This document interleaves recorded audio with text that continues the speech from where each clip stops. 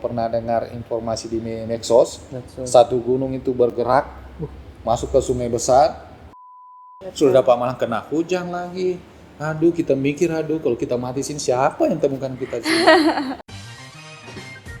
Podcast Cucu. Cuap-cuap perbendaharaan. Welcome back to Torang Pet Podcast. Cucup, cuap-cuap, perbendaharaan. Yeay. Oke, sebelum mengawali podcast ini, Ya. saya mau buka pakai pantun dulu nih. Minta Siap. tolong cakepnya ya, Kak. Siap. Lari pagi di Sungai Berantas. Cakep. Habis dari Berantas ke Sungai Bone Bolango. Cakep. Jumpa lagi di Cucup episode ke-11 bersama BPDAS Bone Bolango. Yeay. Oke, selanjutnya Kita akan memperkenalkan diri kita dulu sebelum kita mulai podcast ini dengan saya, Michael, dan rekan saya Rahma. Ya. Nah, pada episode kali ini kita kedatangan tamu yang sangat spesial, Ma. Ini Siapa dari nih? Satker BPDAS Bone Bolango. Oke, untuk tamu episode ke-11 kali ini tuh kita kedatangan Bapak Bakri dari Balai Pengelolaan Daerah Aliran Sungai Bone Bolango yang akan membahas mengenai peran PPK. Oke, sebelum mulai tanya-tanya nih, kita tebak-tebakan dulu, Kak. Oke. Oke? Saya akan buat tebak-tebakan nih. Aku dulu. Oh, Aku siap. udah punya nih Boleh, satu boleh nih, dong. Kan? Sungai-sungai apa yang selalu kurang? Aduh, sungai apa lagi? Ayo, mungkin Pak Bakri Apa bisa nih Pak Bakri? Sungai menjawab. apa yang kurang ini? Sungai apa? Aku jawab ya. Aku jawab sendiri aja lah. Oh iya. Ya, oke. Sungai Kapuas. Wah. Karena dia nggak pernah puas. Keren, Gitu. keren. Iya. Tepuk tangan, Pak. Iya. Boleh. Masuk. Sekarang giliran aku nih. Oke, boleh. Sungai apa yang suka nyanyi? Pak Bakri, sungai apa yang suka? Wih, dapat aja nih bapaknya. Oke. Kakak mah Iya. tebak-tebakannya. Receh ya ternyata. Receh banget dah. Yaudah, aku satu lagi deh. Pohon apa yang harus selalu kita kasih nih ke penonton? Apa ya?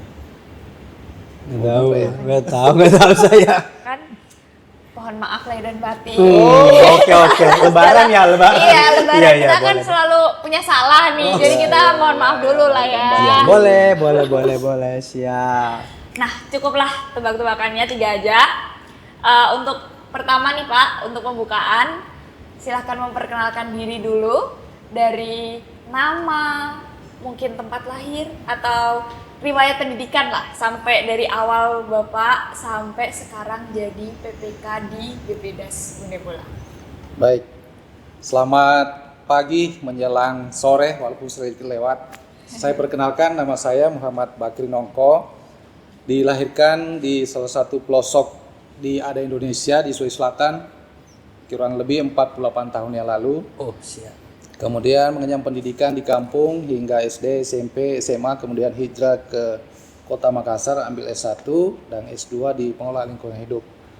Dan bekerja sudah melanglang buana di Makassar kurang lebih 14 tahun, kemudian mendapat penugasan khusus mengawal pembentukan regional Papua waktu itu di Kementerian Lingkungan Hidup, dan kembali ke Makassar di tahun 2016. Kurang lebih 2,5 tahun, kemudian beralih ke Provinsi Gorontalo, tepatnya di BPDAS Bone Bolango. Hanya saya perlu tegaskan, kan ini yang biasa teman-teman, mitra-mitra di luar kadang berprinsip bahwa Bone Bolango itu adalah Kabupaten Bone Bolango. Padahal Bone Bolango itu adalah ikon Provinsi Gorontalo, sungai besar yang ada di Provinsi Gorontalo. Wilayah kerja kami seluruh Provinsi Gorontalo. Mungkin itu ya perkenalan sementara. Siap. Ternyata bapaknya udah lama juga ya. Kalau boleh tahu Pak, kalau waktu di Papua itu berapa tahun kurang lebih Pak? Saya di Papua hanya 5 tahun. Oh, hanya 5 tahun. Hanya 5 Lumayan sih 5 tahun itu. Soalnya hanya itu saya mengikuti adat di sana. Kalau kawan-kawan pendatang di sana yang bekerja, ditanya sudah berapa lama di sini, Bapak? Baru 10 tahun, baru 15 tahun. Kalau saya hanya 5 tahun. Papuanya di mana itu Pak kalau boleh tahu Pak? Ya, alhamdulillah Papua itu salah satu provinsi ya. boleh dikatakan Papua itu provinsi terkaya di Republik ini, kaya dengan sumber daya alam, Sumber daya alam ya. baik keanekaragaman hayati maupun mineralnya. Dia kaya dengan budaya, bahasa daerah kurang lebih 500 bahasa. Bahasa. Benar. Tapi bahasa Indonesia mempersatukan kami di sana dalam melaksanakan tugas. Betul. Itu daerah, maksudnya kan tadi Bapak jelaskan tugas di Papua. Nah itu daerah-daerah apa saja yang mungkin Bapak pernah jadi tempat kerjanya Bapak di sana? Mungkin kalau di Papua kan ada mungkin di Kabupaten Jayapura kah, atau Kabupaten Biak kah, atau Sorong kah? Nah, itu mungkin Sobat Interest kan pengen tahu juga Pak. Baik, jadi untuk kantor regional kami itu adanya berkedudukan di Kabupaten Biak. Oh Biak. Tapi wilayah kerja Papua dan Papua Barat waktu itu. Tetapi alhamdulillah seluruh kabupaten itu sekitar 85% kami bisa kunjungi dengan berbagai keterbatasan adat dan budaya, tantangan ke lapangan dan seterusnya. Karena kalau orang mengatakan pernah tugas di Papua enggak? Kalau kita mengatakan ya, orang mengatakan pernah ke Wamena enggak? Oh, Kalau orang ke Papua tugas tidak pernah ke Wamena tuh Belum sering ya. mengatakan belum ke Papua. belum ke Papua. Nah, ada lagi kalimat, kalau pernah ke Wamena, sudah pernah nggak rasain makan udang selingkuh? Oh, udah. Nah, itu khasnya Wamena itu. Kalau kita ke Wamena nggak makan itu, rasanya belum ke Wamenanya Papua, gitu ya. belum. Dengan kaya dengan budaya lokal juga. Betul. Wah, ternyata panjang juga nih cerita kalau di Papua ya. Malang Buana sampai Oke. mana-mana ya. Kembali lagi ke kiblatnya nih. Kalau boleh tahu Pak, ini kan alamat kantornya Bapak kan BPDAS Bone Bolango itu di mana?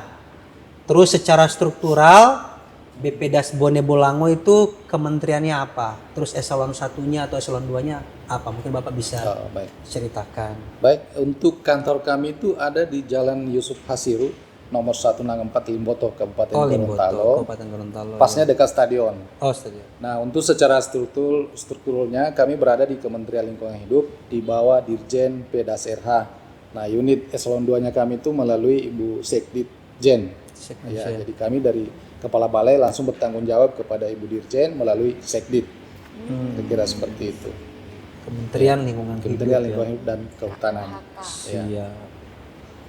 Oke, nah mungkin nih Pak, ini adalah mewakilkan pertanyaan dari Sobat Interest nih Pak. Sebenarnya apa sih tugasnya BPDAS Bone Bolango tuh? Maksudnya dia tuh kerjanya intinya tuh di mana, ngapain gitu? Secara garis besar kali ya, seperti apa? Bisa dijelaskan lah. Kalau tugasnya BPDAS itu ya seluruh Indonesia itu sama sebenarnya. Menyusun rencana pengelolaan DAS. Intinya pengelolaan DAS, rencana pengelolaan DAS. Di dalamnya situ bicara masalah rehabilitasi hutan dan lahan, penguatan kelembagaan DAS-nya, konservasi tanah dan airnya, perairan daratnya. Kalau perairan darat ini ya termasuk danau. Kalau kita di sini ada danau prioritas nasional, ada danau Limboto. Kemudian hal-hal tentunya yang berkaitan dengan hutan dan lahan. Itu yang tugas-tugas kami yang sehari-hari yang kami laksanakan. Itu yang dijabarkan ke dalam program-program yang dilaksanakan sampai saat ini. Begitu. Oke, tadi kan Bapak sudah bilang DAS, berarti kan daerah aliran sungai. Nah, kira-kira sepenting apa daerah aliran sungai sampai harus diperhatikan oleh pemerintah, Pak? Mungkin Bapak bisa jelaskan. Intinya DAS itu, kalau kata kuncinya di kami itu, kapan DAS-nya sehat, insya Allah rakyatnya sejahtera. Oh, Ketika DAS kita rusak, bisa diprediksi kehidupan masyarakat pasti akan terganggu. Misalnya di bagian hulu DAS ada kerusakan, pasti akan berdampak di hilir. Misalnya hutannya di atas rusak, gundul, ada lahan kritis tidak diperhatikan oleh pemerintah ataupun masyarakat setempat atau pemerintah setempat, itu akan berdampak misalnya berkurangnya debit air, berkurangnya keanekaragaman hayati, berkurangnya kesuburan tanah. Terjadinya mungkin perubahan iklim ya, tadinya sejuk apa dan lain-lain, itu bisa berpengaruh dari situ semua. dari daerah aliran Kemudian sungai itu, Pak. ya daerah sungai. Makanya penting sekali kita pelihara, rawat, bagaimana menyehatkan das-das ini yang tidak sehat. Ketika misalnya kita diagnosa itu kurang bagus dasnya, maka program rehabilitasi hutan dan lahan masuk. Nah, tentunya di sini melibatkan masyarakat, pemerintah setempat, untuk sama-sama menyehatkan dasnya dengan harapan tadi kalau dasnya sehat, insya Allah rakyatnya sejahtera. Kira-kira begitu. Penting banget berarti. Keren juga ya ternyata tugas pokoknya. Nah kan tadi udah ini nih Pak, kayak das tuh sepenting itu ternyata kan untuk kehidupan kita semua yang ada di sini lah. Nah, Iya. bisa nggak Pak dijelasin nih keadaan das di Gorontalo nih khususnya tuh kayak gimana sih? Apakah emang udah sehat atau masih banyak yang rusak seperti yang tadi Bapak contohkan itu? Iya. Kalau khusus di Provinsi Gorontalo ini, fakta lapangan menunjukkan kita nggak usah masuk di hutan ya. Misalnya kawan-kawan dari kota Gorontalo misalnya ke Marisa, sepanjang perjalanan kita bisa melihat karena das itu bukan hanya di gunung, tapi termasuk di mana kaki berpijak itu bagian dari das. Oh. Tapi yang orang pahami itu kan dasnya gunung, yang gundul dan sebagainya. Padahal das itu juga bagian dari daratan yang ada di kota. Tapi yang gampang kita lihat sepanjang jalan, kalau kita lihat perbukitan, Gorontalo termasuk kritis. Oh. Kritis, sekitar 225.000 hektar lahan kritis di Gorontalo. Dan itu kalau kita lihat perkembangannya memang agak pemulihannya butuh waktu dan Butuh waktu. kerjasama sinergi dengan berbagai pihak. Karena misalnya saat ini kondisi masyarakat maunya pendapatannya cepat, sehingga tanaman-tanaman jangka pendek yang menjadi pemicu, pokoknya tanam misalnya katakanlah tanaman jangka pendek katakan misalnya jagung. Jagung ya. Tanam jagung 3-4 bulan bisa panen. Bisa panen, betul. 1-2 tahun mungkin tingkat kesuburan tanah masih bagus. Yang tadinya dibuka ya, dibabat jadi gundul, tanami jagung. Tapi setelah 4 tahun di tempat yang sama itu akan tergurus tanah humus, lari turun ke sungai, menjadi erosi, masuk menjadi bisa berpotensi banjir, longsor dan sebagainya. Nah, ketika itu terjadi seperti itu, tentu tingkat tutupan lahan berkurang, kritis, sumber-sumber mata air akan hilang, banyaklah dampaknya. Nah, ini yang kita coba lakukan sinergi. Bagaimana masyarakat bisa menanam tanaman jangka pendek, tetapi juga menanam jangka panjang. Nah, oleh BPDAS kita kembangkan sistem pola agroforestry. Misalnya di suatu kebun, misalnya 1 hektar begitu, bisa diisi dengan tanaman misalnya durian, yang bisa menghasilkan juga pendapatan. Jadi di samping kalau masyarakat ditanya, ibu atau bapak, di samping panen jagung. Mau nggak panen durian? Wih, mau itu Ketika Pak. tidak panen durian, tidak panen jagung, mau nggak panen rambutan? Atau tidak panen jagung, rambutan, durian, mau nggak jabu mente? Kalau dia mau, kan dua-duanya ini mendapatkan pendapatan. betul. Nah, dari situ kita berharap dengan tanaman jangka panjang ini bisa menjadi aspek yang bisa meningkatkan ekonomi masyarakat. Tuh. Tidak hanya berpikir dari sisi jangka pendeknya. Kalau jangka pendeknya tadi jelas Cepat akan dapat merusak uang ya, lingkungan, cepat dapat uang juga kan. ya, akan merusak menjadi lahan kritis. Nah, tadi ini zaman tanaman jangka panjang ini akan memberi nilai manfaat secara ekonomi dan secara konservasi tanah dan airnya dapat. Dengan adanya tanaman-tanaman jangka panjang bisa mengikat tanah sehingga bisa mengurangi potensi terjadinya longsor, erosi, banjir dan lain-lain. Nah, itu kita harapkan jadi sosial, lingkungannya, ekonomi juga dapat. Itu yang kita harapkan. Nah, kondisi Gorontalo ini rata-rata dasnya rata-rata rusak. Kan itu tadi perkebunan kegiatan pertanian jangka pendek. Ini yang kita coba galakkan kerjasama dengan pemerintah daerah, pemerintah setempat, desa maupun kabupaten. Yuk kita rame-rame menggalakkan pola pertanian ramah lingkungan. Mungkin tadi kalau tidak salah melalui peraturan daerah Provinsi Gorontalo ada juga perda yang mengatur kelerengan 15 derajat ke atas tidak boleh lagi tanami jagung.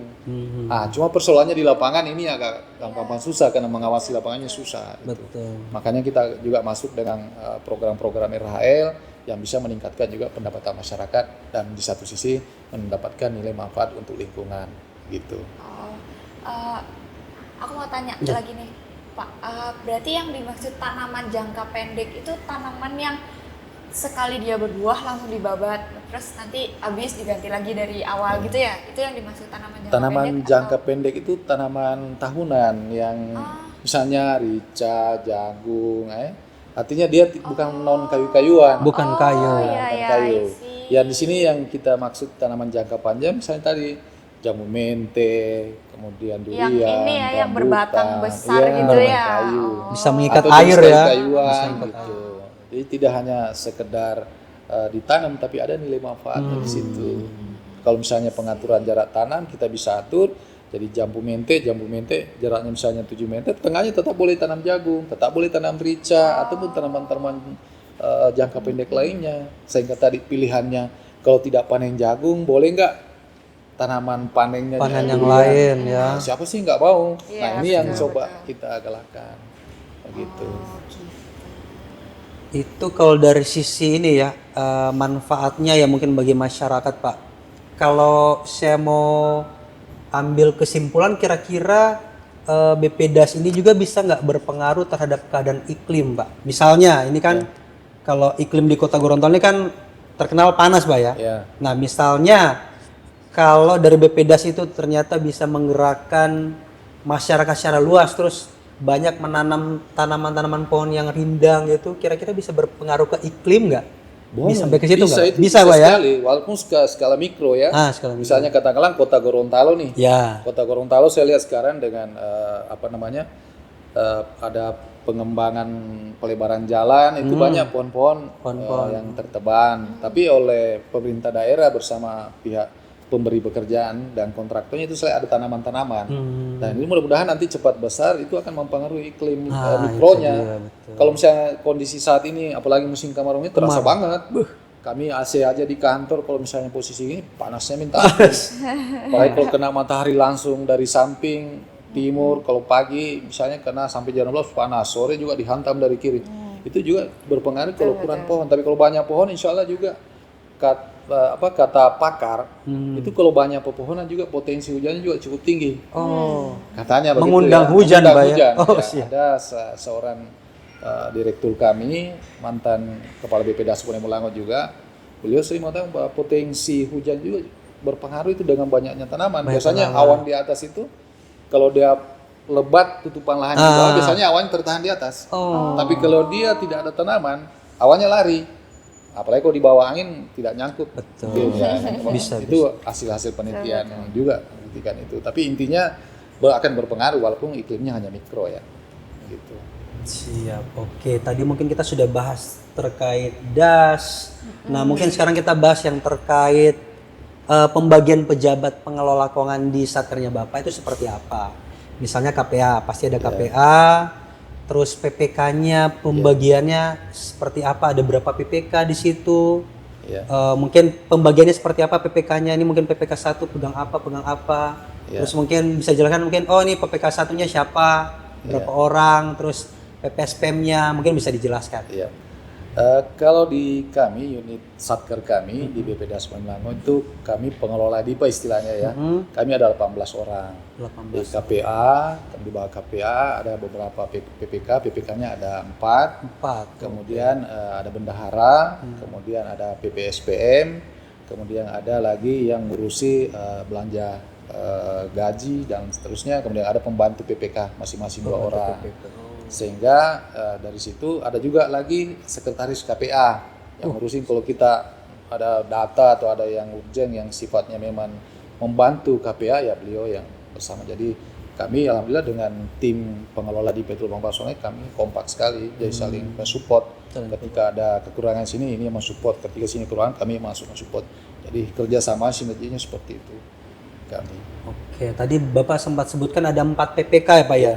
Nah, pembagian 4 PPK itu berdasarkan apa? Apakah berdasarkan bidang atau berdasarkan pagu anggarannya? Oh, mungkin yang PPK 1 nih pegang pagu anggarannya lebih besar atau gimana Pak pembagian PPK-nya? Ya, kalau di kami biasanya berdasarkan kegiatan biasanya. Oh, kegiatan. Misalnya ada kami kegiatan misalnya rehabilitasi hutan dan lahan tahun pertama misalnya kalau kami istilahkan P0. Nah, itu ada PPK-nya. Kemudian ada lagi kegiatan rehabilitasi hutan dan lahan tahun pertama, artinya sudah dilaksanakan tahun lalu, ini tahun kedua. Nah, itu lagi PPK-nya. PPK-nya lain-lain. Kemudian misalnya di saya memegang PPK kegiatan NHL yang sudah tahun kedua, berakhir tahun ini, itu lain lagi PPK-nya. Karena satu lagi PPK yang urusin kelembagaan, penguatan kelembagaan dan terkait dengan perencanaan itu ada PPK-nya. Jadi pembagiannya seperti itu. Ya, tapi kalau berorientasi ke jumlah duit itu agak susah. Agak susah. Pendekatannya program dan kegiatan. Itu lebih enak kita bekerjanya. Lebih karena efektif ini ya Pak kalau efektif. program kegiatan. Ya memang secara kebijakan anggaran itu besar karena kami ada 3 seksi, ada seksi RHL memang anggaran situ, cuman dari sisi beban kerja kasihan juga kalau misalnya kita tidak bantu dah hingga makanya terbagi macam saya ini kan kalau dari sisi tugas dan fungsi saya ke Subak TU. Tetapi karena tadi kami diminta bantu teman yang memang kewalahan, anggaran cukup besar, personil kurang, ya oke lah pimpinan ambil kerja. Pak Bakri bantu teman kita supaya tidak kewalahan. Oke, kami siap aja. Namanya bawahan kita siap. Siap, tempur. Iya, mungkin begitu, Ya, Mbak. jawaban pastinya cuma siap ya, Siap, Pak ya, iya. kalau udah sama atasan mah.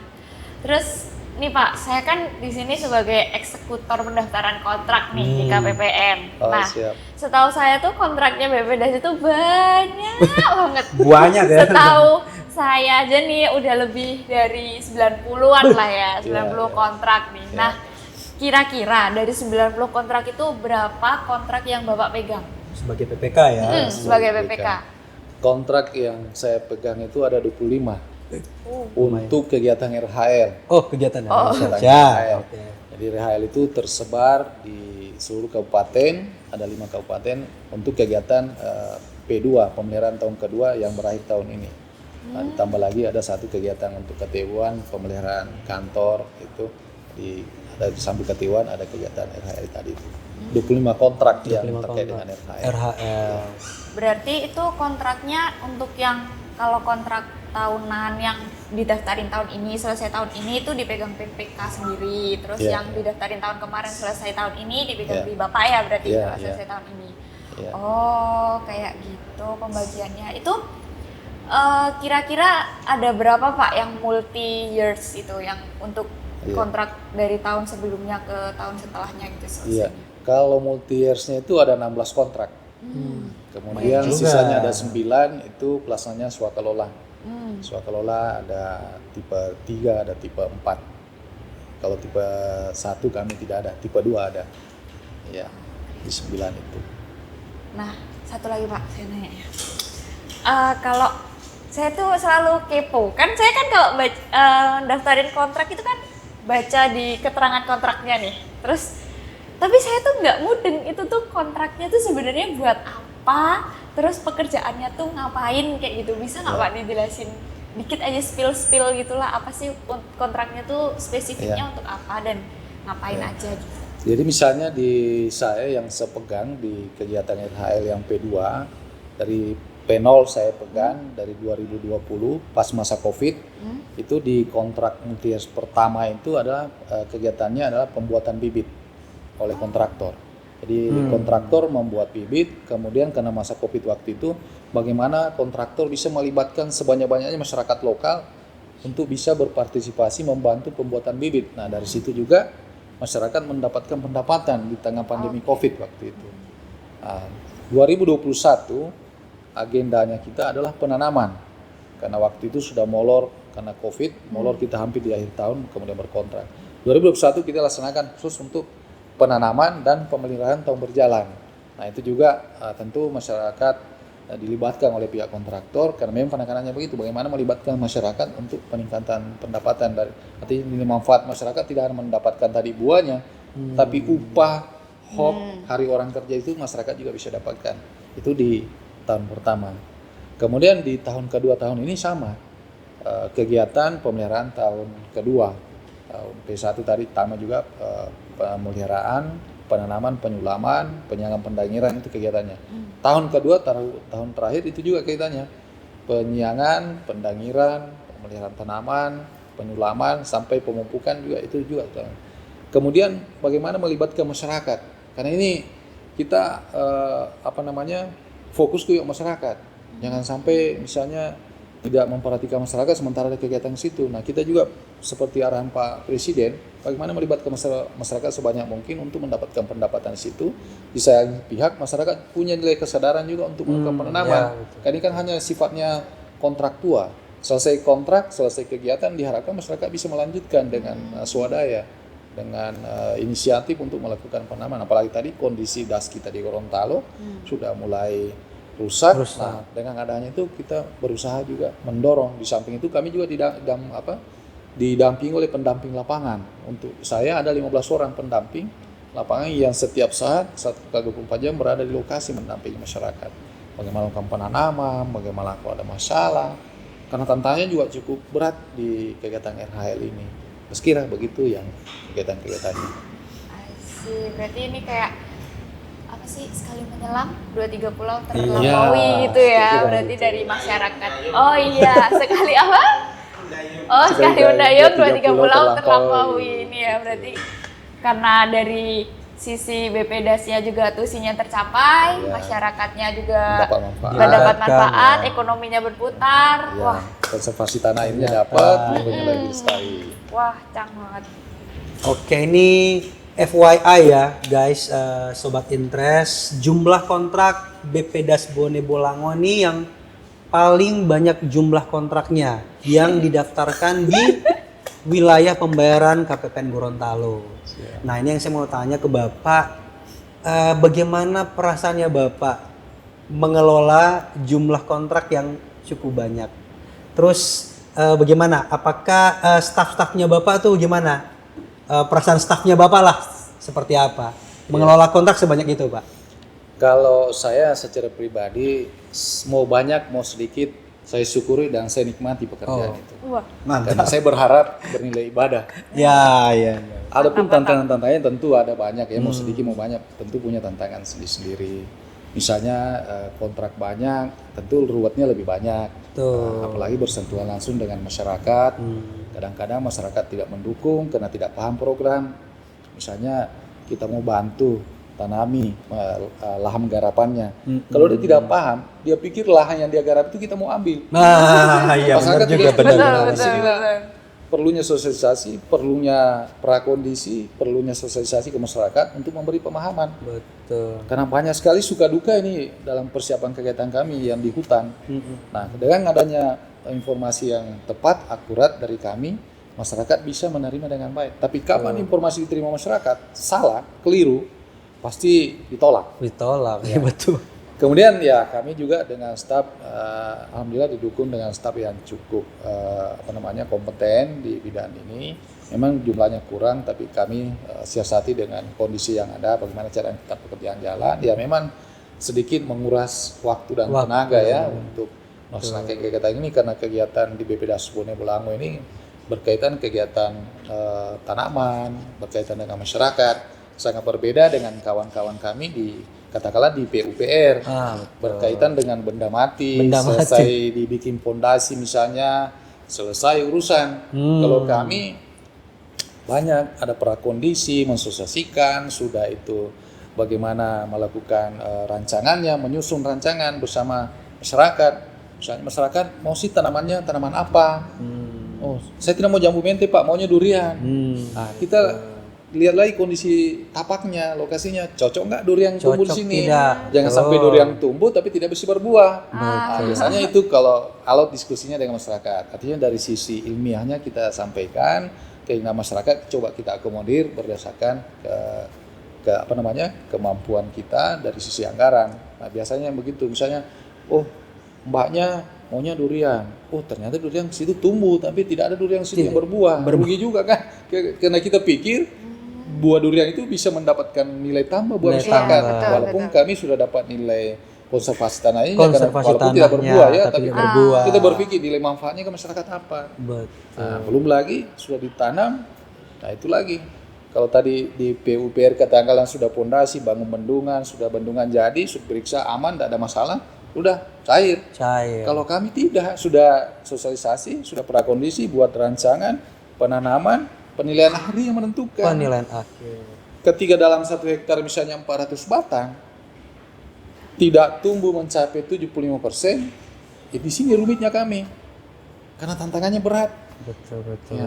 Kalau dia tidak tumbuh 75% minimal pertumbuhannya, nah disinilah tantangannya, strateginya bagaimana supaya bisa mencapai pertumbuhan 75%, sehingga target kami bisa tercapai. Nah disitulah banyak strategi-strategi, manuver-manuver bagaimana caranya bisa tumbuh ini tanaman. Di celah banyaknya tantangan di tingkat tapak, kira-kira seperti itu. Rumit juga ternyata.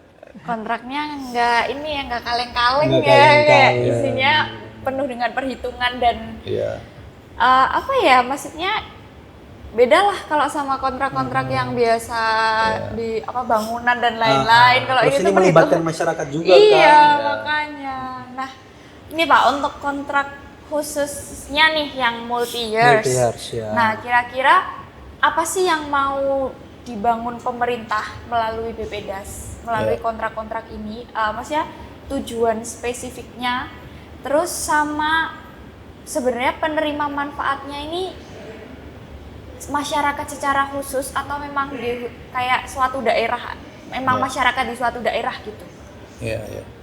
Jadi kalau di kami intinya yang kontraktual ya, kan biasanya kan kontraktual ini sangat berpengaruh juga lokasi-lokasi kami karena lokasi-lokasi kegiatan kami itu biasanya tantangannya juga berat. Biasa misalnya turun dari mobil, tidak bisa lagi mobil, kita naik motor. Tidak bisa naik motor, harus jalan kaki. Biasanya 2-3 kilo, bahkan naik turun bukit, melewati lembah dengan berbagai rintangan, kadang kemalaman dan lain-lain di dalam itu. Nah itu biasanya kalau masyarakat biasanya terbatas jangkauannya, sehingga dengan bermitra penyedia-penyedia yang memang bekerja di bidang itu, kalau dia sanggup ya kita kerjasama dia untuk melakukan penanaman. Sehingga misalnya tadi kerusakan hulu das itu kita sedapat mungkin bisa mengatasi dengan melakukan klarifikasi hutan dan lahan yang dilakukan oleh kontraktor, karena kontraktor biasanya kalau medan-medan tidak terlalu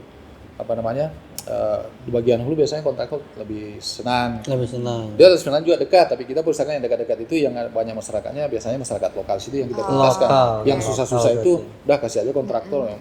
Nanti dia berputar otak bagaimana caranya menyelesaikan pekerjaan kalau dia berminat. Ya, Nah, untuk dari sisi manfaatnya, ketika kita bicara lingkungan dan kehutanan, 3 hal yang harus kita pertimbangkan, Mbak. Pertama, ketika bicara lingkungan dan kehutanan, 3 hal. Pertama, sisi ekonomi. Oke. Bagaimana ekonomi masyarakat meningkat. Kemudian dari sisi sosial masyarakatnya. Kemudian dari sisi lingkungannya itu sendiri, manfaatnya terhadap lingkungan. Nah, ini harus di-combine. Bagaimana dari aspek ekonomi dapat, sosial masyarakatnya dapat, aspek lingkungannya juga dapat. Nah, misalnya program rehabilitasi hutan dan lahan tadi, tidak hanya dulu di kami melakukan penanaman pokoknya kayu-kayuan semua. Ya tentu masyarakat dari sisi sosial masyarakat mendapatkan nilai manfaat itu kurang karena tidak ada nilai tambah. Betul. Nah, paling kayu yang ditanam juga dia tebang kan tidak mendapatkan manfaat. Tapi coba misalnya tadi dengan konsep yang baru kita lakukan sudah beberapa tahun terakhir ini, kita tanya pada saat prakondisi, Bapak kira-kira tanaman yang Bapak inginkan apa kira-kira sini? Kami di sini nawarkan buah-buahan misalnya durian, rambutan, misalnya dengan jambu mente atau jenis tanaman buah-buahan lain. Oh, Pak, kalau bisa jambu mente, ya kita catat jambu mente untuk perencanaan pengadaan bibit tahun depan atau sebelum dilaksanakan pengadaan bibit atau pembuatan bibitnya, sehingga dari sisi manfaat nanti hasil buah itu masyarakat dapat. Bisa Ya, dinikmati. Nah, dari aspek pohonnya kami dapat untuk tutupan Ya, lahannya, tambahannya, konservasi tanahnya dapat. Nah, dari Lingkungannya sisi juga ekonomi dan dapet. sisi ekonomi sosial masyarakatnya dapat. Nah, itulah yang kita coba lakukan dan ini mudah-mudahan bisa kita laksanakan secara terus-menerus di Gorontalo. Karena tantangannya cukup besar ya kalau rehabilitasi hutan dan lahan, karena tentu masyarakat sekarang ini kalau kita amati di lapangan, kecenderungan masyarakat itu masih menggunakan pola hasil jangka pendek. Betul. Belum tadi dengan pola agroforestry, tapi kita lakukan pencontohan, misalnya pelaksanaan usaha pengelolaan sumber daya UPSA, misalnya luangan 20 hektar, di situ kita kembangkan pola agroforestry, tanaman jangka panjang, tanaman jangka pendek. Iya, kira-kira begitu, Pak. Oke, terus ini kalau saya mau tanya Pak terkait mungkin pada saat perikatan dengan pihak ketiga mungkin itu Ya. apakah ada petunjuk teknis khusus dari pusat atau cuma dari Satker BPDAS Bonebolanga yang melakukan inisiatif perikatan atau memang harus ada petunjuk teknisnya, oh perikatannya seperti ini dari kementeriannya mungkin Pak, seperti apa Pak? Kalau di kami saya kira hampir sama semua kementerian ya. Biasanya kalau kami kan di BPDAS ini UPT, tinggal melaksanakan dari kebijakan dari Jakarta. Biasanya kebijakan juga petunjuk teknisnya apa dan lain, dan ada juga aturan yang mengatur kita, ya tinggal kita laksanakan. Tinggal nanti bagaimana pelaksanaannya kita bisa laksanakan di UPT masing-masing. Ya tentu dengan koordinasi terus dengan pusat, bimbing kalau ada apa-apa cepat kita koordinasikan supaya bisa dilaksanakan dengan baik. Gitu. Wah, kalau ini kan tadi udah membicarakan soal cara pembuatan perikatan nih Pak. Eh, kalau yang tahapannya nih untuk Iya. perikatan itu kan, kalau kita mau bikin perikatan itu kan ada yang secara penunjukan secara langsung atau mungkin lelang atau apalah, apa sih ya tahapan perikatan yang perikatan. digunakan sama BPDAS gitu. Kalau tahapan saya kira sama ya, kita mengikuti ketentuan pengadaan barang dan jasa. Kalau yang multi-yes kami menyurat ke pusat dulu ke Kementerian di Jakarta, ke Bu Menteri melalui Bu Dirjen untuk multi-yes persetujuan untuk multi-yes, kemudian kita lakukan pemaketan, persiapan lelang dan seterusnya. Kemudian melakukan penandatangan kontrak. Samalah seperti teman-teman di kementerian lain seperti itu. Memang kalau multi-yes ini kami UPT ya tentu izin dulu ke Jakarta. Kemudian untuk yang sifatnya swakelola, setelah ada persetujuan Jakarta ya tinggal kita melihat kelompok masyarakat mana atau mau tipe yang mana yang cocok sesuai dengan di lokasi itu yang kita kerjasamakan sehingga bisa dilaksanakan dengan baik. Yang kalau di saya tadi ada 9 swakelola, itu ada tipe 2, tipe 3, tipe 4 kita laksanakan. Tapi untuk tipe 1 yang saya dilaksanakan tidak ada. Begitu. Berarti swakelola juga banyak ya. Kalau yang untuk CVPT gitu untuk perikatan-perikatan gitu ada juga Pak? Ada. Itu Ada yang juga tadi tetap. multi-years itu. Yang multi-years itu ya? Multi-years itu. Oh, tetap ada ya CVPT itu. Kalau ini udah Pak, kalau kelompok yang swakelola nih, saya Iya. tanya yang kelompok masyarakat. Ya. Ini kan tadi ada tipe 1, 2, Iya. 3, 4 ini ya. Iya. Ini bedanya apa ya Pak? Kalau tipe 2 itu dengan sama-sama plat merah, maksudnya plat merah sama-sama pemerintah lah. Sama-sama Oh, oke. Katakanlah di Gorontalo ini kita bekerja sama dengan bermitra baik dengan Dinas Lingkungan Hidup dan Kehutanan Provinsi. Oke. Nah, mereka kan teman-teman ini punya UPT-D, Unit Pelaksana Teknis Daerah yang ada di kabupaten namanya KPH. Nah, itu yang kami mitra yang selaku pemangku kawasan di tingkat tapak. Nah, itulah yang kami kerjasama untuk melaksanakan swakelola. Kemudian yang tipe 3 tadi kami menggandeng juga yang betul-betul organisasi kemasyarakatan yang konsen di bidang kehutanan. Nah, atau terkait dengan itu misalnya di Provinsi Gorontalo ini ada beberapa LSM yang memang konsen di situ. Nah, kita mencoba melakukan perikatan kerjasama dengan mereka. Kemudian yang tipe 4 itu yang kelompok masyarakat tadi itu. Nah, kebetulan saya ada satu. Nah, itu coba kita lakukan. Tapi setelah selain di saya yang tipe 1 sesuai dengan instruksi dari pusat Bapak Jokowi itu di P1 yang setahun ini yang dilaksanakan tahun lalu dan tahun ini itu sudah tipe 4 semua kelompok masyarakat. Kelompok masyarakat. Ya, karena itu tadi bagaimana peningkatan ekonomi masyarakat mendapatkan hok dari kegiatan itu sehingga tadi kalau istilahnya sekali mendayung 2-3 pulau dapat. Nah, terlampaui gitu. Kira-kira begitu Mbak. Oke, kalau ini Pak, kan tadi kan kita banyak ngomongin soal rehabilitasi hutan dan lahan ya. Nah, kita tuh itu tuh sebenarnya kontraknya kan menanam pohon, betul? Ya kan ya, menanam pohon. Nah, itu gimana sih cara penilaiannya kapan kontrak itu? Kan kalau caranya kalau bangunan tuh kan ada uang muka, terus nanti kalau terakhir ada retensi kayak gitu. Nah, ini gimana kita nentuinnya? Oh, ini dibayar termin 1, termin 2. Nah, itu maksudnya gimana? Kalau yang saya kelola itu pembayaran itu 3 termin. Misalnya di tahun ini tahun terakhir. Di termin 1 kita buatkan kontraknya misalnya realisasi fisik lapangannya 45%, kegiatan selesai kita uangkan 30%. 30%. Kemudian di termin kedua realisasi fisik lapangan 75%, kita bayar 70%. 70%. Kemudian di terakhir nanti kita bayar 100% setelah mereka laksanakan 100%. Nah, yang terakhir ini itulah yang kita lakukan penilaian tingkat keberhasilan. Nah, kalau yang saya kelola ini kami kerjasama dengan beberapa konsultan pengawas dan penilai istilahnya untuk melakukan pengawasan dan penilaian pekerjaan supaya tidak bias nih ke kami. Jadi kita kerjasama dengan pihak ketiga, mereka melakukan pengawasan pekerjaan hari-hari di lapangan. Kemudian setiap mau pembayaran termin mereka melakukan berita acara pemeriksaan pekerjaan. Itulah yang kami jadikan salah satu dasar untuk membayar. Kemudian di akhir kegiatan kontrak yang akan meraih tahun ini itu penilaian. Menggunakan metode petak ukur. Jadi kalau yang di saya masih menggunakan petak ukur karena juga metode sensus. Sensus itu seluruh lokasi di sensus. Kalau 1.000 tanaman atau 20.000 tanaman, ya 20.000 itu dilihat satu-satu.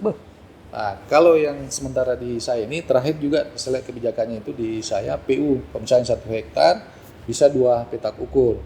Petak ukurnya itu sampel. Kita ambil 2 ya, ukurannya 40 meter dikali 25 meter. Di dalamnya itu insya Allah ada 40 tanaman di situ. Nah, disitulah kita lihat 40 tanaman dari dalam 1 petak ukur ini. Kalau dia 75% tadi, maka sekitar 35 batang di situ harus tumbuh.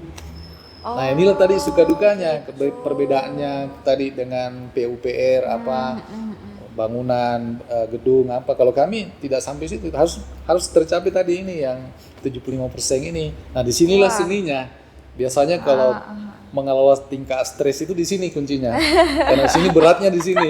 Bagaimana tanaman itu bisa terpenuhi minimal 75% tumbuh sehat di lapangan. Berarti itu ini ya Pak, benar-benar maksudnya kan dia ditanam dari mulai kecil nih kan. Terus itu 75% tumbuh itu berarti 75% dari goals-nya dia akan tumbuh gitu. Wow. Kalau misalnya tadi disiapkan bibit 2020, kemudian 2021 kita menanam, kalau ada mati disulam kan.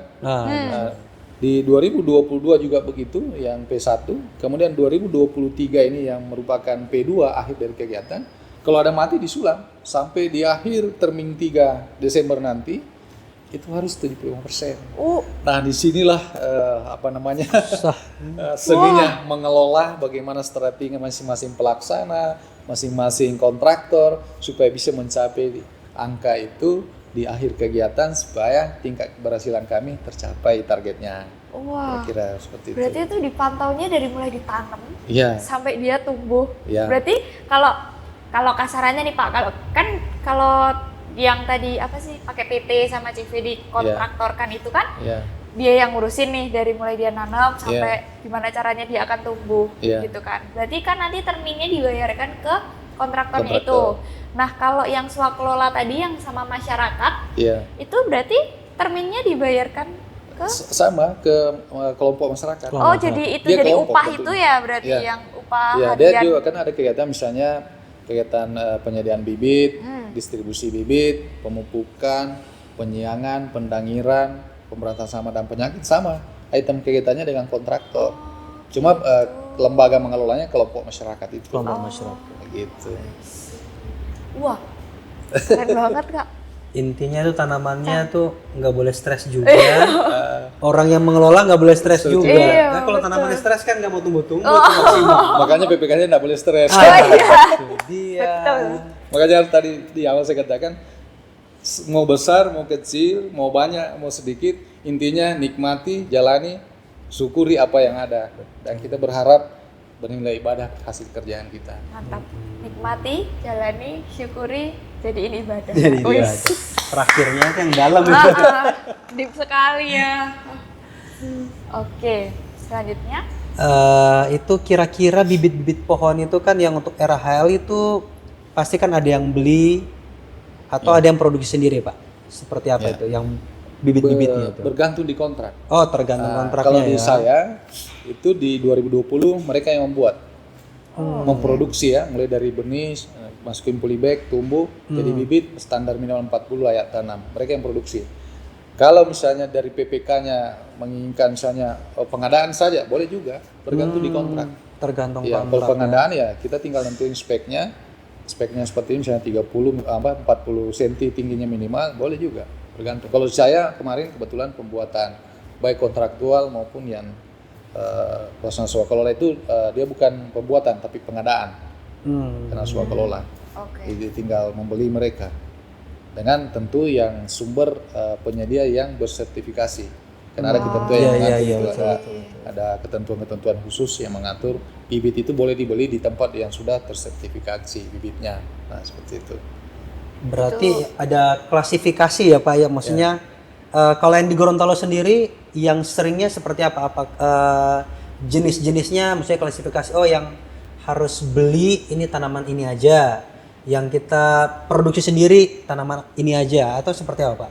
Itu tadi, klasifikasinya? kembali ke PPK PPK Oh, PPK masing-masing masing-masing. ya. Cuman kalau jenis itu bergantung keinginan masyarakat. Keinginan masyarakat. Sepanjang itu sesuai dengan ketentuan yang ada di kami Juknis, kita akan penuhi. Tanya, Bapak Ibu mau jenis pohon apa? Oh, mau rambutan. Oke. Kita lihat kondisi lokal rambutan berbuah atau tidak. Kalau dia tidak berbuah, kita sampaikan, Pak, untuk rambutan sini nggak cocok, nggak bisa berbuah. Bisa jambu mente lebih pas di sini. Ya sudah. Nah, ini juga yang kita di Gorontalo sebenarnya selama saya di sini sudah tahun kelima, mencoba bersama-sama pimpinan di kantor, bersama Pemda, waktu itu masih Pak Budi Kepala Bapeda, kira-kira tanaman apa yang bisa menjadi ikonnya Provinsi Gorontalo? Ya, kalau masnya, mbaknya biasa kalau Sulawesi Tenggara di Kendari, kita berkunjung ke sana, mau pulang oleh-olehnya itu jambu mente. Ya. Mau yang sudah dikupas, mau yang sudah jadi kue. Nah, itu kita harapkan di Gorontalo bisa Ada ikon juga seperti seperti itu. Kenapa penting itu? Karena itu tadi masyarakat mendapatkan nilai manfaat, kita dari aspek lingkungan juga dapat nilai manfaatnya. Kalau jambu mente seperti yang kami lakukan 2 minggu lalu, ada panen perdana bersama Ibu Sekdit di sini, jambu mente belum cukup 3 tahun Mbak, sudah berbuah. Enak sekali dilihat, dipandang mata. Dari satu sisi masyarakat mendapatkan nilai manfaat dari buah atau biji jambu mente itu. Nah, ini semua yang perlu kita gali, termasuk potensi pasar, termasuk mengolahnya. Misalnya kan beda harganya. Kalau hanya bijinya dijual itu lebih murah. Betul. Tapi bagaimana masyarakat bisa diajari, bisa dikasih pendidikan pelatihan, bagaimana membelah, mengolah, bisa nilainya lebih tinggi. Kan beda kalau sudah biji dengan jadi kue. Iya. Nah, kita berharap mungkin ada suatu saat nanti di Gorontalo ada kue-kue kerawan bahannya dari biji jambu mente. Itu bisa harganya lebih mahal. Kalau info kemarin Ibu Sek di Jakarta itu kisaran 450.000 itu jambu mente yang kelas 1 itu. Pokoknya gold itu sudah bagus. Nah, itu bisa dibayangkan kalau misalnya jambu mente, karena di lokasi saya ini 25 lokasi, alhamdulillah jambu mentenya rata-rata sudah berbuah semua. Mulai belajar padahal belum 3 tahun. Belum 3 tahun. 3 tahun. Nah, itu kalau kita dikembangkan. Nah, ini penting kita, artinya sektor terkait di sini bersama pemerintah perlu ada ikonnya lah kita di Gorontalo. Jangan kalau ada tamu dari Gorontalo, misalnya dari kota Gorontalo atau dari bandara ke Marissa, sepanjang jalan mau ke Terusya aja misalnya, aduh ini bukit kiri kanan kayak bukit Teletubbies, ada kuning, ada coklat, ada hijau, ada jagung yang sudah mau panen, ada yang sangat Masih tinggi, didominasi jagung ya Pak ya? atau yang baru tidak diikuti dengan tanaman-tanaman jangka panjang. Nah, ini yang kita mau merubah mindsetnya supaya ini tetap jalan, jagung jalan, tanaman jangka panjang jalan, lingkungan kita terpelihara, sumber-sumber kehidupan kita tetap terjaga untuk generasi kini dan generasi akan datang. Wah. Gitu. Panjang ya, tapi luar biasa. Goalsnya keren banget ya. Maksudnya saya tuh sebelumnya tuh kayak apa sih sebenarnya nih fungsinya, tapi waktu sekarang tahu tuh kayak wah, Bisa sampai ke UMKM segala juga. Iya, Ujung-ujungnya ini kan betul. sampai masyarakat kan, oleh masyarakat juga. baiknya kalau jambu mentenya udah berbuah nih banyak, wih lebaran tuh Kak. Nah, Wow, jambu mahal mente. sekali tuh. Mahal. Terus nih Pak, kan yang kita tahu nih, Gorontalo tuh kan cuma punya 2 musim. Panas dan sama panas panas sekali. banget ya. Iya. Panas sekali. Nah, tahun ini kan musim panasnya, musim kemaraunya sangat panjang nih, sampai bahkan kayaknya bulan Oktober kemarin aja baru turun hujan beberapa kali aja nih kan. Nah, kalau kayak gini nih, gimana nih RHL-nya? Apakah dia akan terkendala? Iya. Terus apa ada kontraknya yang mundur, jadi berpengaruh nggak ke penyerapan anggarannya juga? dari Sangat BPJS? berpengaruh. Karena tanaman itu kan tentu harus didukung dengan sumber daya air. Nah, Terutama hujan ya, karena kita berada di area-area hulu atau perkumpulan masyarakat yang memang ditopang dengan musim hujan. Nah, ketika terjadi kemarin mulai awal Juni itu terasa mulai curah hujan mulai berkurang. Juni ya. Tapi kami memantau terus itu dengan bekerja sama dengan kawan-kawan dari BMKG, Badan Meteorologi, terutama stasiun Bone Bolango. Kami undang juga untuk memberikan justifikasi, memberikan informasi ke kami. Kami kumpulkan penyedia, pelaksana swakalola dengan pendamping, kemudian mereka pimpinannya menyampaikan perakiraan curah hujan sampai dengan Desember. Oke. Nah, itu Juni, Juli tidak ada hujan. Kami minta lagi beliau untuk secara tertulis menyatakan bahwa memang kondisi curah hujan kita akan kemarau. Nah, dampak di lapangan, potensi di lapangan itu cukup besar ya untuk menghambat kegiatan kita karena tanaman yang disulam ataupun belum dilakukan penyulaman itu susah hidup. Kami sudah juga melakukan langkah-langkah semaksimal mungkin sebisanya penyedia dan pelaksana swakalola menggunakan tetes ya, irigasi tetes menggunakan bambu, dilubangi, disiai, nanti menetes sedikit-sedikit itu, tapi itu kan tidak bisa seluruh area ya, Betul. area tertentu, sehingga beberapa kali kami rapat dengan pihak-pihak terkait, terutama BMKG dengan kontraktor, dengan penyedia, akhirnya berdasarkan data BMKG sudah kita konsultasi, termasuk ke KPPN ya, kita konsultasi ke DJA, ya, kita konsultasi dan ke Jakarta juga dengan unit eselon 1 kami koordinasikan. Akhirnya kami simpulkan bahwa kontrak P2 yang saya kelola tadinya berakhir 31 Oktober diperpanjang ke 31 Desember karena itu tadi faktor kemarau. Nah, ini kami sementara dengan adanya mulai turun hujan, kami juga sudah menginstruksikan kepada seluruh mitra kontraktor dengan pelaksana swakalola untuk melakukan langkah-langkah dan strategi percepatan pelaksanaan kegiatan mumpung mulai turun hujan nih. Mudah-mudahan di November ini hingga tahun depan curah hujan bagus. Karena kalau curah hujan terlalu tinggi juga potensi juga ada. Ya, karena biasa untuk menuju ke lokasi nyeberang sungai banjir susah ditempuh karena harus distribusi bibit ke atas. Kalau hujannya longsor apa segala susah juga. Kadang tanaman ke bawah longsor, bawa air, apalagi kalau dia berada di kecurangan lereng begitu mudah sekali terbawa arus hanyut. Belum lagi kan pernah satu kali di tahun lalu di Kabupaten di Totopo, kalau pernah dengar informasi di medsos, satu gunung itu bergerak masuk ke sungai besar. Nah, itu salah satu lokasi RHL kami yang tergurus, setengah gunung masuk ke bergeser setengah gunungnya masuk ke sungai. Memendung sungai, terjadi banjir menggenangi masyarakat. Itu salah satu kalau berlebih curah hujannya bisa amat. Makanya kami berharap sekali mudah-mudahan ya Allah ini bisa memberi curah hujan yang cukup bagus sehingga cukup bagus bukan berlebih target Berarti ini kurang nggak sering hujan sering juga nggak bisa gitu ya Pak ya. Sering, yang penting normal. Yang penting jangan lebat ya Pak ya, jangan yang sampai banjir gitulah ya. Airnya berlebih betul. Berarti termasuk yang di bulan Oktober itu Bapak sampai adendum kontrak ya? Ya, kami adendum di Oktober. Termasuk itu ya? Di Oktober. Karena pertimbangan berdasarkan data BMKG itu akan terjadi curah hujan yang kurang. Malah kalau saya lihat petanya itu, tapi mudah-mudahan sih bergeser ya. Cukup mengkhawatirkan kita di Gorontalo, tapi alhamdulillah saya lihat awal November ini sudah ada rintik, mulai hujan, ya walaupun belum maksimal di beberapa titik, tapi lokasi-lokasi RHL kami alhamdulillah sudah ada mulai turun hujan walaupun belum normal begitu, tapi intinya hujan yang ada, rintik yang ada bisa menghidupi tanaman yang ada di lokasi.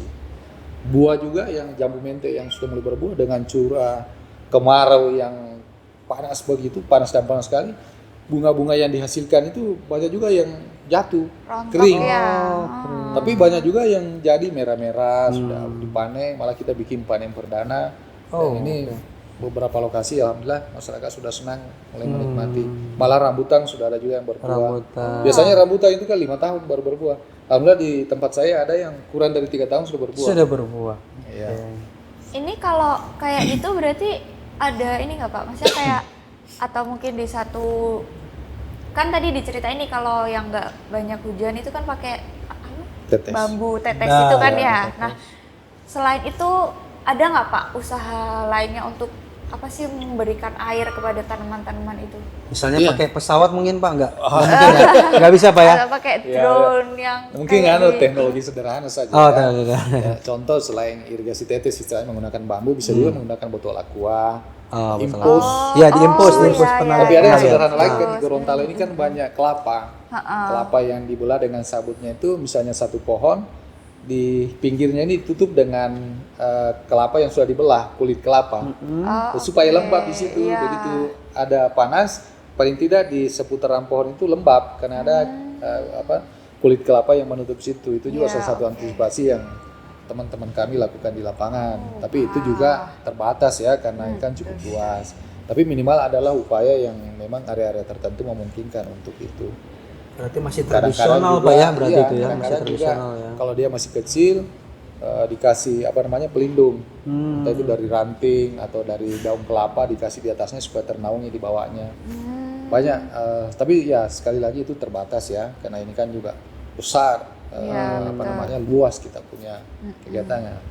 Apalagi kalau yang di lereng-lereng tuh makin susah ya Pak ya. Ya, apalagi kalau di Oke, lereng-lereng gitu. kemudian sudah gundul-gundul hutannya begitu, lahan kritisnya biasanya panasnya juga menyengat. Betul. Tapi kalau dia di bawah naungan ada pepohonan itu biasanya agak adem gitu. Nah, yang lereng-lereng tadi yang panas itu biasa kita kasih kulit kelapa yang ada sabutnya itu ya, ditempel di bawahnya supaya dia lembab di situ. Karena biasanya kalau malam hari lembabnya mengisap kan. Oh iya Nah, benar. biasanya pagi sampai sore itu akan lembab di situ. Oh. Wah, saya malah baru tahu cara yang pakai sabut kelapa Sabut itu. kelapa, Kayak- saya juga baru tahu. Wah, Cang. Terus nih Pak, selain dari tadi curah hujan, terus dari masyarakatnya itu, apalagi sih tantangan BPDA sendiri untuk melaksanakan tugas dan fungsinya? Kalau tantangan sih banyak sekali ya. Suspek sosial masyarakatnya tadi, masyarakat menolak karena dia tidak paham program ini untuk Ya, apa. betul. Kemudian biasa juga dari tantangan alam seperti ini kemarau, itu bagian dari tantangan. Kadang-kadang juga menjadi tantangan tersendiri nih binatang-binatang liar di hutan. Biasa tanaman kita itu dihajar sama babi hutan. Iya, padahal tanaman banyak juga. Kami mendapat laporan dari bawah itu babi itu kalau tanaman karena ini keciumnya sama pupuk. Iya. Misalnya kita menggunakan pupuk kandang. Misalnya di situ pupuk kandang itu memicu dan mendatangkan cacing tanah. Nah, babi kan suka cari cacing. Suka cari Nah, cacing. itu dihajar pohon kita. Oh. Itu tantangan tersendiri itu. Artinya Babi. belum lagi itu babi hutan ya. Belum Iya, lagi iya, ternak. iya. Ternak kadang-kadang masyarakat di lokasi areal kita kadang-kadang dia ngikat sapinya di Sapi. situ. Jadi talinya itu dia hajar gitu lingkaran Sapi betul, juga. betul. Oh, tantangan tersendiri. Nah, itulah tadi saya bilang seninya bekerja di BPDAS itu banyak sekali. Disitulah kita dituntut bagaimana bisa menikmati pekerjaan, tidak stres, tapi tetap bisa jalan pekerjaan. Begitu. Belum lagi tantangan cuaca kering juga menghambat, cuaca hujan berlebih juga menghambat. Jadi hambatan. Ya, begitu. Dan saya kadang tuh berpikir Pak, kan saya kan kalau di tempat asal saya itu kan jarang ya sapi yang diikat di apa sih kayak entah itu padang rumput atau apalah itu. Saya tuh di sini tuh suka heran kayak sapi ada di lereng gunung itu gimana caranya dia sampai sana. Terus wah, ternyata itu juga menjadi salah satu tantangan dari BPDA sendiri ya. Tantangan Luar biasa memang. Luar biasa Pak. Nah kalau boleh tahu nih Pak, mungkin tadi sudah banyak sih sebenarnya Bapak cerita, tapi mungkin bisa dijelaskan lagi mungkin suka dukanya Bapak sebagai PPK. Oh, suka dukanya Bapak sebagai PPK. Jadi kita kalau bicara suka duka kita masuk mulai dari perencanaannya. Wow, oke PPK Kan ya. beda nih. Kalau di Iya. perencanaan itu ya itu tadi prakondisi ya, prakondisi bagaimana saya pernah diburu parang sama masyarakat Di Gorontalo Pak? di Gorontalo. Oh, Tim saya turun ground check untuk melihat kondisi kesesuaian persyaratan juknis dengan lokasi tingkat tapak. Itu tadi masyarakatnya salah paham. Salah paham. Betul. Tim kami tidak diperkenankan melakukan ground check di situ. Berusaha negosiasi, memberi pengertian, malah kelompok masyarakat yang menggarap lahan dalam kawasan itu keberatan. Sampai saya punya tim diburu parang sama mereka. Tapi buru parang, hanya teman saya itu kurang lebih 20 orang lari tunggang langgang mencari penyelamatan diri masing-masing. Karena tidak mau bentrok, kami hindari bentrok. Karena kami merasa ya masyarakat kita hadapi, kita harus bersabar. Nah, kemudian tim lapangan telepon saya, Pak Bakri, kita diburu ini sama masyarakat, bagaimana solusinya nih? Di sini ada sekitar 100 hektar kita ground check, tapi masyarakat tidak setuju. Tidak setuju. Jadi waktu itu, masanya apa? Pokoknya dia nolak, gak mau dia, kita diburu parang, tim semua sudah turun di perkampungan. Iya. Coba dekati komunikasi dengan Babinsa, Babin Kamtipmas setempat. Sudah dekati, tapi Babinsanya dan Babin Kamtipmasnya juga tidak berhasil. Tidak berhasil. Oh, saya juga bingung. Bagaimana waktu itu saya masih baru masuk di BPDAS. Oh iya. Cuma saya teringat, kalau begini kayaknya saya harus turun dengan apa adanya. Jadi saya cuma panggil teman satu bawa mobil, saya turun, saya kasih tahu teman, tunggu di kantor desa. Tunggu saja di situ karena waktu itu sudah siang. Karena kemarin kejadiannya siang baru saya tiba karena agak jauh. Saya tiba, masalahnya saya minta cerita detailnya seperti apa. Ada cerita, kalau tidak mau ya sudah. Saya simpang mobil plat merah di situ, kemudian saya naik motor, saya ganti celana dengan robek-robek, baju yang Biasa kayak petani begitu, dengan topi kayak orang masuk di ladang begitu ya, yang kerucut itu. Nah, saya memang men-setting waktu bagaimana caranya saya bisa sholat asar di pimpinan masyarakat yang menolak di itu. situ. Nah, itu kejadian yang menurut saya tidak bisa saya lupakan. Ternyata rumah masyarakat yang menolak itu salah satu tokoh masyarakat yang ada di situ dan berpengaruh. Nah, jauh masjid jauh, saya mau izin, bolehkah saya sholat? Saya dari hutan belum dapat masjid, hanya saya dilayani, dikasih sarung, saya sholat, sudah sholat saya dikasih minum kopi, baru saya bincang-bincang dengan yang bersangkutan, karena saya sudah tanya ciri-cirinya apa segala macam, ya menyamar lah istilahnya. Oh, harusnya Bapak kok barusan saya lihat di sini warga baru ya Pak, pendatang ya? Iya Pak, saya dari dalam hutan cari teman saya, tidak ketemu. Hanya dia cerita, oh jangan-jangan yang kemarin ini ada yang masuk di lokasi kebun kami, mau ambil alih, kita punya lahan garapan, katanya mau tanami kayu, tanami apa, kami menolak. Hanya saya mendengar pendapatnya dulu, pandangannya dia. Nah setelah itu baru saya tanya, kebetulan Pak, saya ini pimpinannya mereka. Saya mau maaf sebelumnya, mungkin saya luruskan dulu, bincang-bincang. Hanya saya menjelaskan ini program pemerintah ini, outputnya nanti apa. Itu tadi pertanyaan yang selalu saya lontarkan. Kalau Bapak tidak panen jagung, mau nggak panen durian? Kalau jagung durian tidak panen, mau nggak panen rambutan? Kalau ini tidak panen, mau nggak panen jagung bente? Setelah kita beri pemahaman, alhasil tokoh masyarakat ini langsung telepon istrinya. Karena istrinya tidak di rumah. Mah, kumpulin itu anak-anak kemarin. Kenapa? Ini ada Pak Bakri di sini. Orang yang diburu itu kemarin anak buahnya Pak Bakri, ada 20 orang mungkin lebih itu. Jadi lucunya di situ, rasa syukur saya juga, mereka memerintahkan orang-orang penggarap kebun itu menemani tim saya naik ulang, ukur. Ngukur, groncek, hanya alhamdulillah malah kita dipotong kang ayam, makan di rumahnya.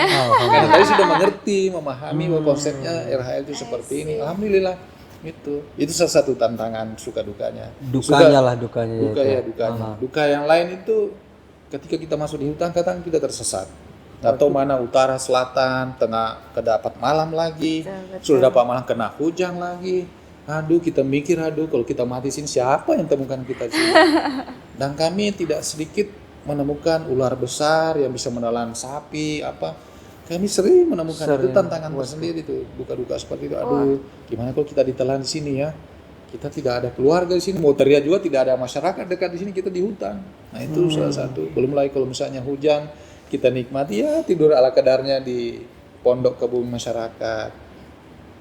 Senangnya saya itu dengan adanya program yang ini saya bisa berinteraksi banyak karakter masyarakat. Tidur di rumahnya, bercengkrama, berdiskusi. Merubah pola pikirnya dia dari tidak mau menerima, dari berpikir tadi hanya tanaman jangka pendek, dia bisa berpikir, oh bagus juga ya kita menanam tanaman jangka panjang. Bisa Bapak sekolahkan anaknya, jadi kuliah dokter, jadi insinyur, apa dan sebagainya. Dia terpancing dengan itu, dengan hasil yang sudah ada. Itu hanya bisa dilakukan pendekatan dengan berkomunikasi langsung dengan masyarakat. Cuma saya kekurangannya tak bisa bahasa Gorontalo. Karena saya hanya bahasa persatuan yang saya kuasai dengan bahasa Bugis, kebetulan saya orang Bugis. Tapi alhamdulillah dengan kebetulan saya juga biasa kalau turun didampingi juga teman-teman kantor, staf di kantor ataupun pejabat di kantor yang orang Gorontalo. Jadi komunikasinya bisa lancar. Kalaupun saya tidak bisa ucapkan, minimal saya bisa paham. Cuma tidak bisa keluar. Tapi biasa kadang-kadang kalau tidak paham saya menggunakan bahasa isyarat. Jadi maksudnya tercapai gitu. Tercapai. Lebih banyak sekali. Dan hal lain enaknya kalau kita kerja di BPDAS, kita sering menemukan keindahan-keindahan alam yang tidak ditemukan di luar sana. Misalnya bagaimana kita berada di puncak bukit, kelihatan seluruh kota Gorontalo, pelabuhan, kelihatan Kabupaten Bone Mulango, kelihatan Menara Limboto, ada puncak-puncak itu. Atau kita menemukan air terjun, airnya cukup indah, suasananya sejuk, nyaman, jauh dari hiruk pikuk, menikmati makanan ala kadarnya, tapi kaya rasanya di hati ini. Itu yang di BPDAS itu ada itu. Kegiatan-kegiatan seperti itu. Nah, kalau misalnya mbaknya mau ikut, kapan kamu mau ke lapangan, kita siap. Kita siap aja teman-teman di sini untuk ke lapangan. Itu enak, banyak sekali lokasi. Cuma kalau suka dukanya banyak juga. Tapi ya suka duka lainnya terkait dengan keluarga. Keluarga juga kan, ya namanya keluarga, berkeluarga yang minimal Sabtu Minggu itu kita ada di rumah. Nah, kadang-kadang tuntutan pekerjaan saya sendiri Sabtu Minggu kadang-kadang saya juga di kantor atau di lapangan. Tinggal bagaimana kita saling mengerti, memahami, kondisinya seperti inilah. Hari-hari normal saja. Kalau ke kantor kalau saya dari rumah itu keluar dari rumah 6.30. 6.30. Sampai di kantor biasa 7.25, 7.15 sudah di kantor. Paling kalau jam kantor ya 4.30 sudah pulang kan, sudah bisa absen pulang. Tapi kami di kantor menikmatinya kadang sampai jam 10, jam 11, kadang jam 12, kadang juga jam 8 malam baru pulang. Tadi keluar rumah, anak-anak belum mandi, kita sudah berangkat dulu. Sudah berangkat. Pulang, anak-anak sudah tidur. Sudah tidur ya. Nah, itulah salah satu suka dukanya. Tapi ya bagaimana memberi pengertian, bagaimana supaya ini kegiatan jalan. Karena kami selalu disampaikan ya, doakan saja apa yang kita kerjakan ini bernilai ibadah, insya Allah akan indah pada waktunya. Amin. Itu betul-betul the real PPK sih menurut saya ini Pak Bakri ini. Jadi bukan PPK hanya sekedar tahu tanda tangan, tetapi memang sampai di lapangan pun tahu dan ikut seperti itu Pak Bakri ini. Saya kira PPK begitu, harus juga mengontrol, memonitori. Seharusnya seperti itu. Itu salah satu kegiatan yang saya suka karena saya senangnya di lapangan juga. Kalau boleh perbandingannya cukup 20% saya di belakang meja, 80% di lapangan. Itu lebih nyaman. Karena di situ banyak kita berinteraksi, berbagai karakter, membangun komunikasi supaya ini kegiatan bisa berjalan dengan baik. Karena kuncinya di komunikasi sebenarnya. Ya. Pengalamannya mahal ya Pak ya, nggak bisa didapetin kalau nggak jadi PPK di BPDAS itu Kak. Wah, selanjutnya nih, apakah BPDAS tuh punya nggak generasi muda yang terkait dengan pemeliharaan lingkungan gitu? Karena kan kalau nggak diajarkan ke yang muda tuh kan sulit juga nanti nih nerusinnya. Nah, kira-kira untuk BPDAS sendiri ada nggak sih, membina nggak sih generasi yang bisa mencintai lingkungan dan utamanya hutan? Ya, sebenarnya terlepas dari BPDAS ya, secara keseluruhan Kementerian Lingkungan Hidup itu sebenarnya punya binaan generasi muda ya.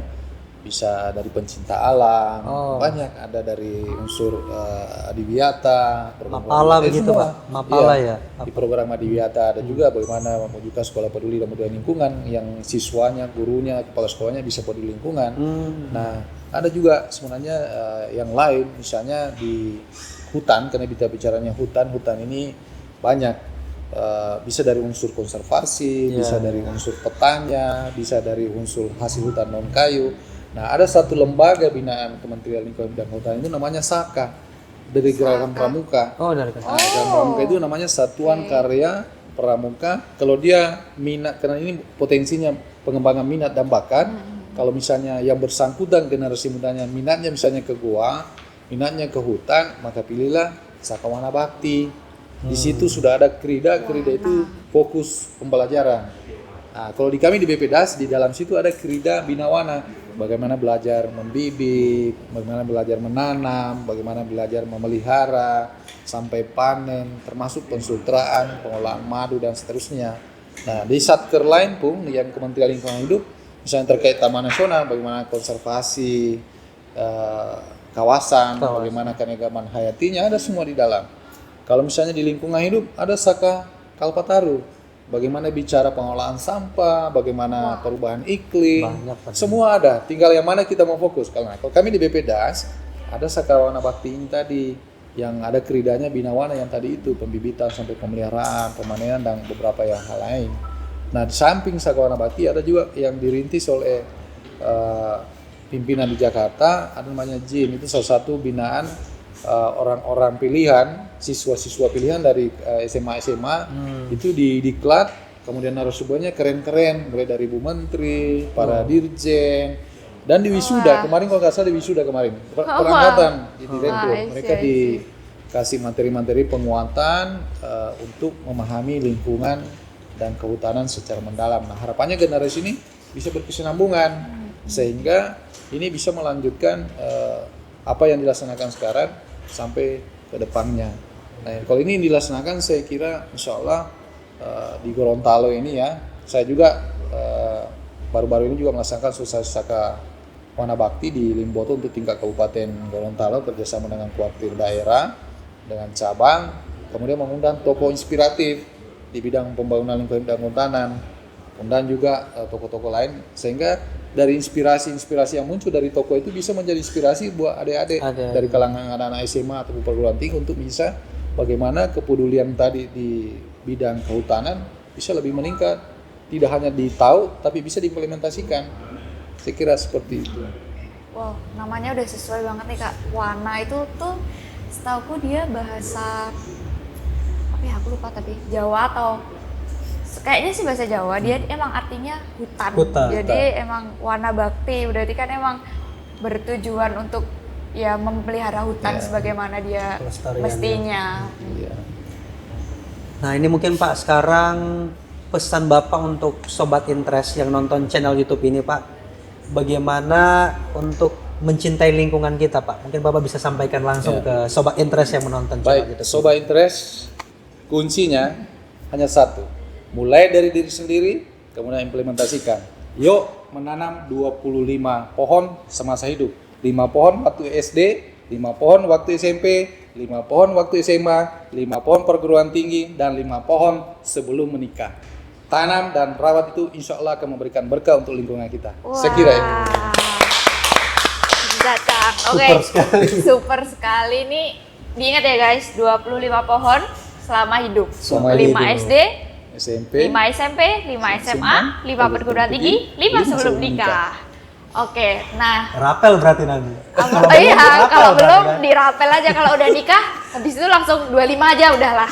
Langsung dipelihara sendiri dari kecil sampai tinggi lah ya Kak ya. Sebenarnya ada satu yang cocok di Gorontalo ini. Kan ada adat di sini di Gorontalo ini yang menurut saya perlu digalakkan. Bagaimana adat-adat di Gorontalo bisa dibarengi, karena memang saya pernah berdiskusi Prof Nelson.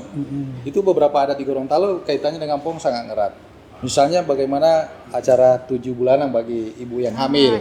7 bulanan ibu yang hamil itu nanam pohon. Nah, itu juga saya sudah lakukan. Waktu istri saya hamil 7 bulan, nanam pohon saya sama-sama dengan istri saya, sama tua. Kemudian setelah itu lahiran nanam pohon. Lagi. Kemudian mau sunatan atau di sini bahasa lokalnya betat apa itu yang untuk yang balik itu tanam pohon lagi. Mau menikah ijab kabul, sebelum ijab kabul tanam pohon lagi. Itu bisa, itu kalau kita itu bisa akan menambah tutupan lahan kita walaupun kecil, tapi bisa dibayangkan. Ada berapa dusun di Gorontalo, ada berapa desa di Gorontalo, ada berapa kecamatan di Gorontalo. Itu kali banyak, satu dusun saja 1 pohon dalam 1 bulan itu sudah berapa? Kali berapa desa, kali berapa kecamatan, kali berapa kabupaten, itu akan menambah secara tidak langsung kesadaran masyarakat melalui adat dan budaya ini tadi. Sama kami di orang Bugis ada juga begitu. Nah, begitu kami lahir, ari-ari itu ditanam dengan pohon. Nah, itu pohonnya saya waktu saya lahir, pohon kelapa yang ditanam orang tua saya itu alhamdulillah sudah tinggi menjulang. Nah, anak saya tadi yang 7 bulan dalam kandungan, alhamdulillah pohon mangganya belum sampai 2 tahun sudah berbuah sampai hari ini. Artinya sudah nikmati. Kalau tadi mbaknya nanti menanam setelah menikah, berarti rapel itu. Rapel. Nah, kalau menanam tadi pas SD 5 pohon, pas mau menikah, sudah berulang-ulang panen ini. SD, SMP-nya ini sudah berulang-ulang panen. Gitu. Atau habis nonton episode ini langsung deh tanam. Langsung tanam. 1 pohon lah minimal. Iya, kalau butuh bibit, silakan bebas. Kami punya persembahan permanen, bibit apa saja insya Allah tersedia. Oke. Gratis. Kemarin sebagai info nih Kak, kemarin juga KPPN habis dapat bibit pohon dari BPDAS nih, jambu mete, terus alpukat, alpukat, durian itu. Jambu kristal. Alhamdulillah Kapan Sudah kita panen nih? Baru ditanam, udah mau panen aja. Oke, sepertinya sudah habis semua Sudah banyak pertanyaan yang Ada harus di list kita lah. tanyakan Ah. nih kan Pak. Kami ucapkan terima kasih kepada Pak Bakri sudah Masuk, meluangkan Pak. waktunya dan Membagi ilmu lah, Iya, membagi membagi ilmu ilmu. buat Kita kita, ya. tahu kan ya semua Pak Bakri itu seseorang yang sangat sibuk. Bahkan untuk Hmm. episode ini aja kita berapa kali delay udah Iya, untuk 4 kali kan. Iya. Tidak Nah, kesampaian. terima kasih Pak untuk waktu dan ilmunya. Terus terima kasih juga kepada para penonton, sobat interest yang sudah meluangkan waktunya untuk menonton episode ini. Tentunya pasti menambah ilmu dan menambah wawasan tentang apa sih sebenarnya BPDAS itu, BPDAS. terus tugasnya tuh Tugasnya apa? terus Manfaatnya Apa buat lagi, masyarakat apa saja? Ternyata nah, memang itu, banyak sekali. betul. Terus apalagi Kak, mau udah harus say goodbye? Say goodbye ya. Oke. Sebelum kita say goodbye, ya, tadi kan Mbak Rama tadi udah buka dengan pantun nih. Sekarang saya yang akan tutup dengan pantun. Wis. Keren. Sungai di Flores sungguh menakjubkan. Cakep. Banyak rupa jenis ikannya. Artinya Terima kasih kepada Sobat Interest yang sudah menyaksikan. Sampai jumpa di episode selanjutnya. Yeay.